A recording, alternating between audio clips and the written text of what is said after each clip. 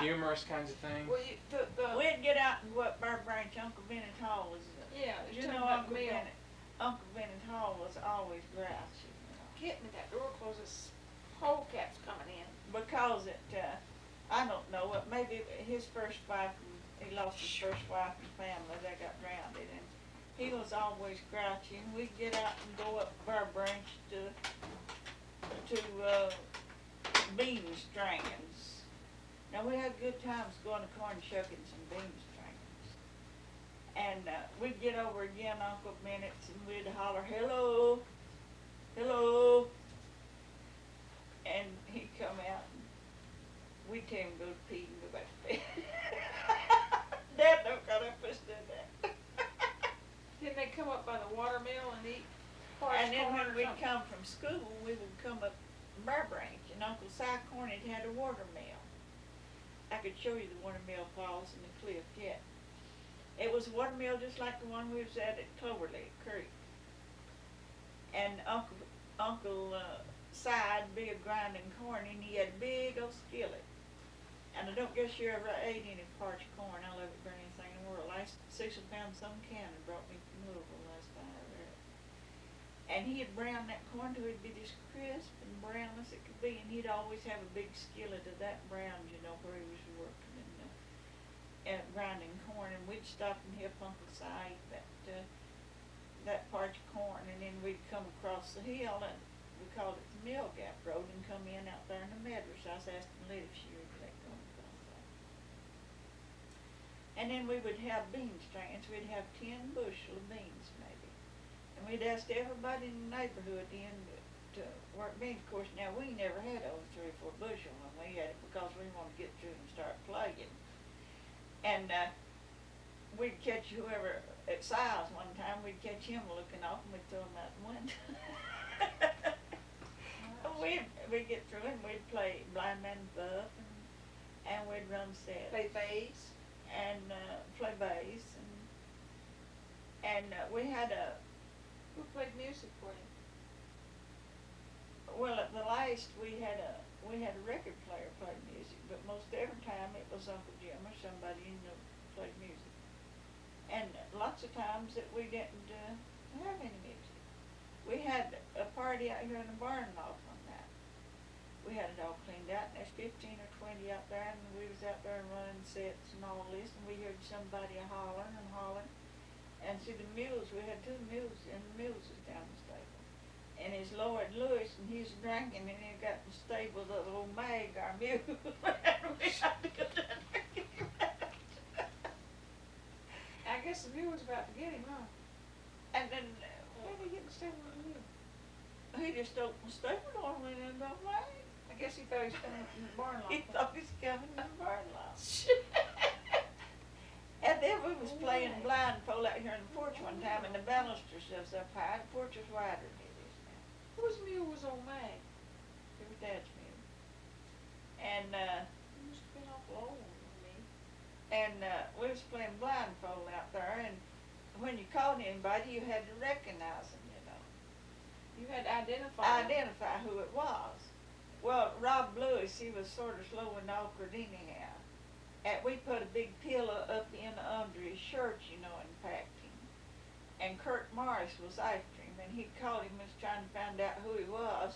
Lettie thought they was going to catch her, and she fell out over the top of the balusters and like got killed. Oh, you mean out here? Yeah.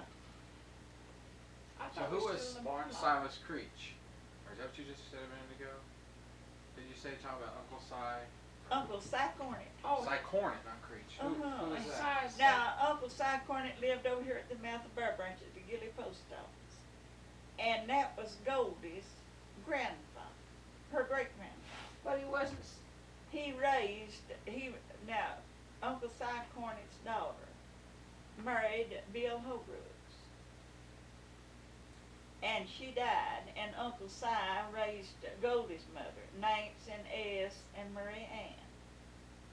And he lived in the house, then Nance, Goldie's mother, lived in the house with Uncle Si till he died. Well, whose Si's dad? Was that his dad?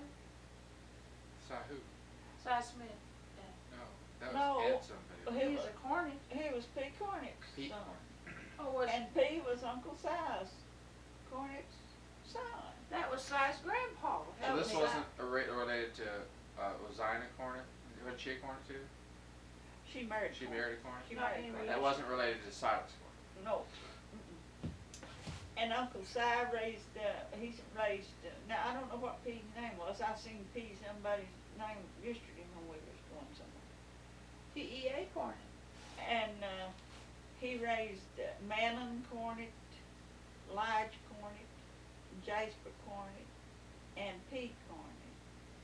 And Bert Smith's mother was Jane was his daughter. And there was two. Cynthia that married. Now Finley. He had Finley Cornet, Uncle Si did too. But he had two. Why did you daughters. call him Uncle Si? Well, he was old. Oh. He was up in 80 years old, and Mother made us call old people uncle because they was old, you know. And we loved Uncle Si. He was a wonderful person. And he gave Dixon, now we could have seen that guy, he gave him his old hog rifle. And when Dexter's mother died, Nance, he went over there and got the rifle, and he's got his grandfather's, great-grandfather's rifle. Where did Liza go to school? She went to school at Beverly. Did she graduate? She went to the 8th grade. Oh, I didn't know she did. Liza and Rainey was as much as Liza did. Rainey married you when she was 15 years old. And Liza went with Jasper Cornet, Sally, and Surrey Fields, Sally Fields, and Sal and Bess, and Bev and Myrtle Fields is about the same age we all went to school with. And Liza's sister had how many children? 17. 17 children. Liza didn't have any children. Frank Brown had 17. We sat here and got all of their Frank Brown's children's names down one day. Jasper Cornet's boy and P Cornet's boy was over here. She had a table that would fit. She fit all those children at a table. She sure was. She cooked like a boarding house. And she had the best food, so we didn't have to eat her. Who was that? Liza's sister, Rainey. Liza's sister, Rainey. Oh, the one that we have the picture of with your The one that mom and aunt. murdered the person. And when we went to school over here at Burbank School, that's a picture of it up there. We had basketball goals. We played basketball. And played bass a lot. And we played bass a lot. And then we would have spelling bees between Burbank School and Coral Springs School. And we would have Christmas plays and Christmas trees. And they had a Christmas tree. And You we guys had, played marbles too? we played marbles. Because I saw marble from Grandpa Smith and also one from your Yeah. dad's. Everybody played. Everybody played Played marbles. nine ring. I wish you could. I tried to teach I my kids played how to play, marbles but so remember- much one time, made the holes in my thumb. I got a deformed nail from it now. You recollect, Lettie? I had a little old brown marble, and Rob said he I'm gonna busted get your Delt. towel. He said, I busted Delt's brown towel. He was funny. You know, Rob calls me right often now. You know, there was a lot of fun. And There was nobody- never got mad There at was nobody, nobody nothing drink. like There that. was nobody drinking in My there. mom wouldn't have drinking. Now, first I can recollect when we were small, before we got big enough to do that, in Cy State, that Uncle Dick's Ed Smith, and Charlie, and Dave Lewis, and Sam, and they would all come up here, you know, and play with Cy, you know, Cy and Frank was big enough to be out with. And they'd get out and play bass, and one time there's a big old rose bush growed out there. Dad bought that rose bush, and I've still got the sprout out of it out there. And they was after Sam, was running around the house, you know, making around playing bass. And he thought it was just a bush, and he jumped in that rose bush, and Dad had to go cut him out. He was torn all to pieces when he got out. And Fred was Belvy's boyfriend. They dated for a long time. How long did they date? I don't even know. And they were really engaged to be married, I guess. So what happened to them? never did know. Beverly still For didn't one come thing, back no more. she had to stay home to watch her kids a Now, lot. that is not what happened. And I know she did, I heard them, when she'd have to stay home and watch us, you know, and didn't get to go to Well, church and Lettie, stuff. we went to church all the time. We've been to church and that. Well, I tell you the truth, I think that's what happened, she had to stay home too much. I just don't think she wanted. Well, you should know what happened then. Well, I don't know. They got the quarantine. Didn't you ever talk to her? Yeah, she said she just didn't want me.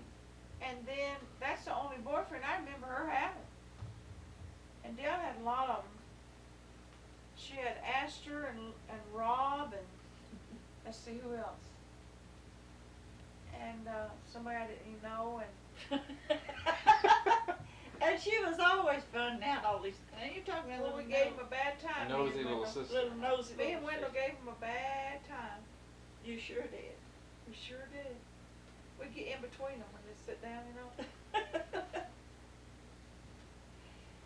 And we used to go over to Uncle Frank Hall's. They got the first And grade. my mom didn't want them to date, really. She didn't. Well, Mom didn't care. She didn't. Oh, man, whew. I don't know why you Hey. talk about your mother like Well, that. it's a truth. She never said nothing to me. Well, she about did that. to me. She wouldn't let me look at a man. Oh, you don't certain know. ones. She didn't like Certain it. ones that She any of them. didn't like you going to Clarence Holcomb because he'd been married Well, to that's Lois. the only person that ever came here, really. Really. And I never dreamed about marrying that man. He was just a nice person. You first was engaged. Shh. You're crazy. That's what his mother put out after Well, we she left sure her. didn't put. It wasn't. That Well, was not. anyway, that was not true. what was I going to tell Rick? Something other comical that happened. Oh, we would have stir-offs,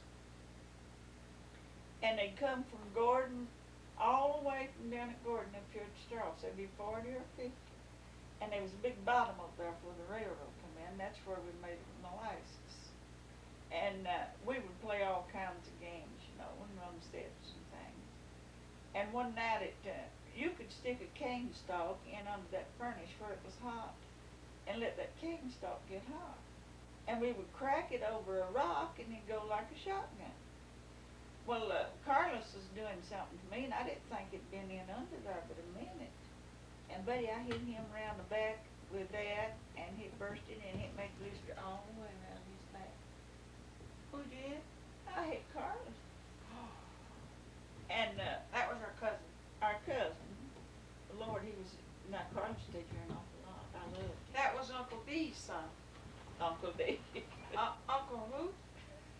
It was Charlie's. It was Uncle Dick's grandson. Well, wasn't it Dee's son? Yeah, but you said Uncle D. Oh, not cousin Dee's son. Did I say Uncle D?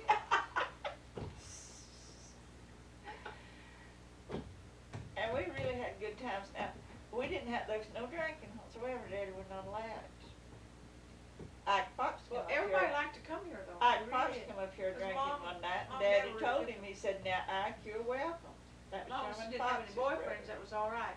He said, you was, we don't drink, we don't allow no drinking. And I went back home. Next time we come back, he told me. What happened to my mother? She had seen so much out of her sisters that she was so hard on us, she didn't let us breathe. That's a truth, isn't it? Say Well, yes, ma'am. It didn't bother me, Tom. Well, it sure bothered me. I dated anybody I wanted to, and Bev did too. It bothered me a lot. But It bothered anyway, me tremendous. that, we had a lot of love in our home from our mother and dad. Yeah, our mother and dad did love us. We But loved them. There was a lot of love in our home. It was good. We had a big family and it was so good to work together and to live together and play together and eat together. Everybody had their own place around the big table. They would have log rollings, and there'd be 20 and 25 men at work, and all the women would come in and cook all day. We you know, had- and then we'd play all night. We needed a new barn, so my dad had all the logs cut, and that we had to work him. And Barn all raising. these, all a barn raising, and all these men came and brought their wives and their children, and they cooked. The women cooked, and the men built the barn in one day. They built air barn and log at a barn raising. They built Alec Boggs's barn, They'd build Uncle Bennett's barn, and they'd build Uncle Frank's, and Dad's is the only one standing. And then we'd have corn hoeings too. And everybody'd come to our house with their hoes and help hoe the field out. And corn shuckings. And we had corn shuckings. And corn shellings too. We would shell 50 bushel of corn over the fall. By hand. No, we shelled it on a corn sheller. We had shelled it by hand too. Well, we might shell a bushel, but 50 bushel on your No, hand. not 50. I can show you the corn. I mean, we'd shell enough to go to the mill. Yeah, that on was our a hand. bushel. Yeah. But we'd take Grandpa's corn sheller. Ari still got that corn sheller. You can see it. It's back to his house. And on a barrel that we shelled. Year before last we shelled the corn on it. And we would chuck that corn and we would shell a big box down there full of corn, 50 bushel of corn for bread corn. But you know, we didn't use it all. But anybody else got out of corn, they just brought their sack and they got corn out of our corn box. That's probably, Dad give it to everybody. that was poor. And one time we had this field, we'd hoed it out all the way to the back side on the last day of May. Well, me and Dad and Bevy and Frank and Uncle Jim went to help Uncle Benny hoe his corn out next day. And here come a cloudburst. It washed logs down through the barn out there 3 feet through. We had a big garden Was down we here. by ourselves? You, Mother, and Wendell was here by herself, and the water got so bad that Mother broke a hole out of the that broke a hole out to go up the hill. Yeah, she did. She broke the thing. And when we got out of the field at Uncle Bennett's, the creek was coming down. I'm telling you, it was silent. And Frank outrun that creek and got down to the Mill Gap Road and come to you, Phil. Well, Dad and Uncle Jim, after it got down till they could get down the road and come up the hill, they come home. But me and Bevy had to stay on that. And it looked like, well, this ditch just washed through our corn was just washed. Was that the away. time it run all the logs out of the field? Yeah. Oh my, it looked like the barn was going. Big rolling logs. And we had I guess we had a lot of corn out there in the barn. And Mannon Cornick owned the store over there, and Rob Williams married Mannon's daughter, May. And Mannon wouldn't sell him a bag of meal on time, so Rob come over here, and Dad shelled him 2 bushel of corn and give him. I said, Dad, our corn's all washed away. Well, he said, we'll never have nothing if we don't help the other fellers. The Lord will provide. And you know, we made a big field of corn. He never turned nobody away from nothing. And nobody ever, he always wanted people to eat. And now spend Finley the night. Cornett's children over here, he was in jail for killing his nephew. And he had a wife, and there was Murray 5 and children. Murray and Clifton and Denny and Roy. And them kids, We were starving. they was a creek was up there, and the creek come up through the road come up through the creek. And the water was up off when we heard a young'un crying down there. And Dad went down there, and they had got hungry and was trying to get over here. And Myrtle was trying to carry Roy on her back. And Dad went down there and got him, brought him to the house, and we dried him up and fixed him something to eat. And them kids was so hungry that they eat till they vomit. And they had neighbors all around them, but they came here. And Dad carried Roy, and the rest of them walked. And I took a sack I took meal, went out to the smokehouse and cut a lot of meat down. And all I could carry, potatoes, and then next day Jim went and took them a load of stuff. But now, Mannon Cornick was up there supposed to have been a Christian. He wouldn't let them have a bite to eat out the store. And that was his brother's kid. And it was his brother's kids.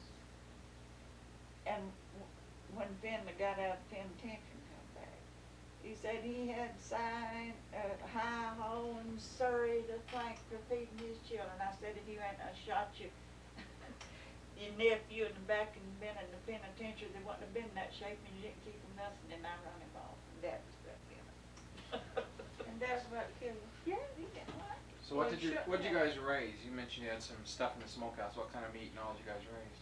we would kill 10 hogs in one day, and we would have ham, bacon, and we would make, Oh, we pork. would make hundreds of cans of sausage and count them and put them away. And then we would kill beef, We had chickens. and we had 200 or 300 chickens, and we And had all 4 or 5 cows. We milked 4 cows through the war, And we also gave them milk. and we all the give time. them milk, we give them butter, and, well, through the war, we helped everybody. That was one of those faces scratched off, that was one of the kids. So you guys had sheep or did just Si have sheep? Si had sheep and everything else. We had Yeah, cows you had and sheep, hogs. chickens. We'd have 100 head of hogs in the woods, and we'd have 200 or 300 chickens. And all you had to do was put your mark on them, turn them out. They didn't bother you when you were playing in the woods? No, They wasn't wild. they'd Just always ate come nuts and stuff. home for salt and stuff, And then we'd the feed fall, them we'd put corn them up and fattening. stuff. And then we'd sell off a lot of them hogs, you know. They had a good life, and they And got we'd- cholera one time. Yeah, they all died cholera but one time. And then we'd sell off the calves, you know, in the fall. We didn't want to kill it, we didn't want to butcher them. But the best meat I ever eat in my life was steak cured in the smokehouse. You don't salt it, no. Well, how did you cure it? You don't know. Well, you can't salt steak, it's got a skin on the outside, this little thin. You just hang it up out there and it dry, and you could fry that and you could smell it. That was the most delicious meat I ever My ate. mom never ate it. Mother never would, she wasn't She what wouldn't she buy thought. beef, Never did Grandpa. no beef? No, Grandpa always killed beef. but she never would eat. And after we quit butchering bees, I never cared more for beef. The license we put in the freezer, you know. It got so We the had, winters, we had our was own not- eggs, you know, had lots of chickens. We had our own chickens to eat and to lay. Mother would kill for chicken. Nothing bothered the Mother, when chickens. she would kill Yeah. fried chicken, she would kill about 5 fried chickens. That was all it is. And sometimes we'd catch all the old hens that were sitting, you know, that wanted to have babies, so we'd put them in the coop and keep them 7 days, and they'd quit, and then turn them back out and start laying again. When Goldie stayed here in the wartime, It was beautiful here, there was nothing like it is now. we had ration books in the wartime. You couldn't buy nothing without a stamp.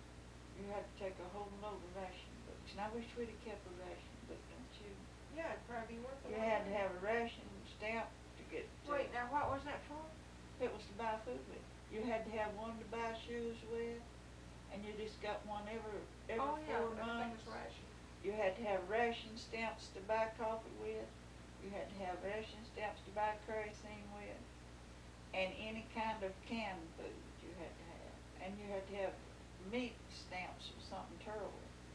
But you see, Never we needed that. didn't need the meat stamps. We didn't need the canned milk stamps. And a lot of the canned We groceries used to out milk store. 4 or 5 cows, and we had plenty of butter. But we'd be in the field up there hoeing corn, and people would be here going around the hen's nest gathering the eggs up. To get the eggs, they couldn't buy eggs without ration books. And they'd talk mother out of meat, and I told her, I said, now mother, we just can't let them have all of our meat. We killed 8 hogs. But you couldn't sell it all to them. You couldn't buy butcher it. lard. You couldn't get a drop bit of lard. It was the awfulest smelling stuff you ever smelled in your life. Shortening was, in little bitty blocks. And Dad went to the store and he come back with a little block of that. And Mom fried something in. He said, gosh darn, you get up early in the morning, I'm killing a hog. I got something on here. But now there's lots of people just about starved because they didn't get enough food. They didn't make food like we did, but they had land. And they sent all the coffee. Now, coffee, I guess Jim, many of the times paid and bought for the stamps. A pound of coffee cost him $5. Jenny bought the stamps And and he bought liked the good coffee. coffee, boy, he didn't wanna be without And we coffee. was never really out of coffee. They had a substitute made out of chicory that nobody could drink. Then he'd buy buckets of fish and bring them. And Boy, look at this quick, that's fine. and we made it good on it. Thomas Smith said that was the mark of the beast, and he wouldn't sign up Why for we it. didn't, mean the ration? you know, Yeah. that's why we never felt the, Depression. people are talking about starving to death, we never did. No, and the Hoover Depression, there was people come here from Indiana to stay and work in the big cities. They couldn't get jobs, and they come here and stayed and worked to eat with us. They sure did. They'd work for their board. They did. They come from everywhere, and Dad never turned nobody away, No. and he always had food. A lot of strangers would come through here, and we'd always feed them. Well, there was a man in the wartime he come down to Spicewood and Holler at our cities, buying wrong, can't remember what was his name. I still got him the other day. And, I don't know what he's doing.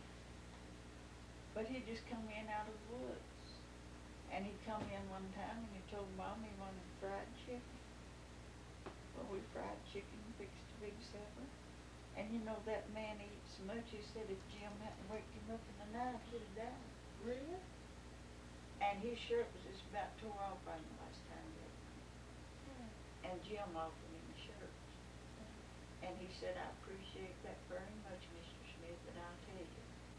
He said, I've got a suitcase full of fine clothes that have, and when I leave this country, I wear them clothes. He was looking for something. He must have been hunting for deserters or something. And I forgot what he called this thing. Of course it wasn't. Then there was one came through called the Virginia Boy or something, wasn't it? Yeah, He was from Virginia, and he stayed here. But somebody murdered him. He never got out of here. he had the most little money I ever seen in my life. I know Think he got exactly what one. I was doing when I seen a Virginia boy.